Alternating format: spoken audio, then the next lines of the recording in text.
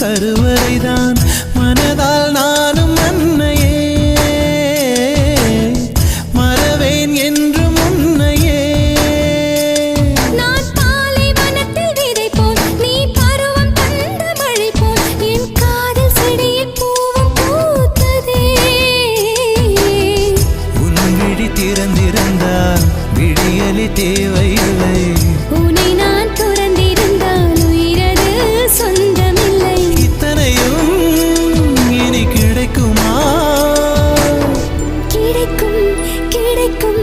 நான் கூட சொல்கிறேன் அழகே பிரம்மனிடம் மனு கொடுக்க போயிருந்தேன்